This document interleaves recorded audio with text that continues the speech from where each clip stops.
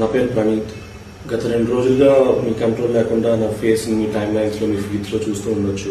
దానికి కారణం నేను చేసిన ఒక తప్పు. చైల్డ్ సెక్షువల్ అబ్యూస్ అనే ఒక చాలా సెన్సిటివ్ టాపిక్ మీద జోక్స్ వేయడం. I want to make it clear, child abusing అని. ఇప్పుడు మీరు వీడియో చూస్తున్నారు కదా, అంటే చైల్డ్ అబ్యూస్ వర్డ్స్ ఏదైతే ఉందో అది తప్పు చేశాను, అది నేను తప్పని ఒప్పుకుంటున్నాను అని చెప్పేసి ఆయన అంటున్నాడు మన పనిమంతు అనమాట.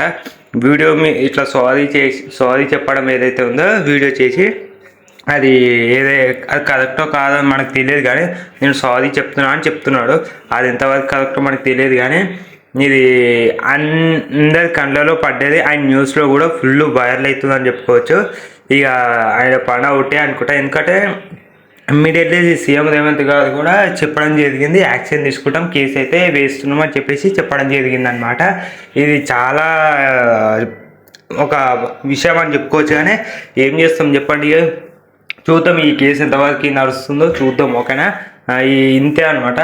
ఏదైతే ఉందో ఇంకా సారీ చెప్పడం, ఎంత సారీ చెప్పినా లాభం లేదు, ఎందుకంటే చేసిన తప్పుకి శిక్ష ఎలాగైనా అనుభవించాలి కాబట్టి. అట్లా చూద్దాం, ఓకేనా.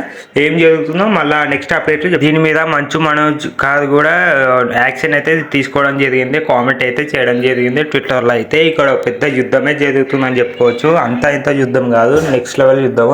సాయి ధరమ్ తేజ్ గారు రియాక్ట్ కావడం, మళ్ళీ ఇప్పుడు మంచు మనోజ్ రియాక్ట్ కావడం, ఒక్కరు తర్వాత ఒక్కరు రియాక్ట్ అవుతూనే ఉన్నారు. ఇక అంతెందుకు న్యూస్లలో కూడా ఇప్పుడు వైరల్ అవుతుందని చెప్పుకోవచ్చు. ప్రతి ఒక్కరు రియాక్షన్ అయితే ఇవ్వడం జరుగుతుంది అనమాట. అంటే దీనికి ఎలా జరిగింది తప్ప కాదా అని అందరూ చెప్పడం జరుగుతుంది. నేను కూడా రియాక్ట్ అవుతున్నాను అనమాట. అయితే ఇక్కడ ఈ న్యూస్లలో కూడా చాలా వైరల్ అవుతుంది అనమాట. చేసే తప్పుకి మనకు శిక్ష అనుభవించక తప్పదు కదా. ఏమంటున్నారంటే మంచు మనోజ్ గారు అయితే నేను వదిలిపెట్టా అని చెప్పడం జరుగుతుంది అనమాట. చూద్దాం, ఓకేనా. Like, share, subscribe.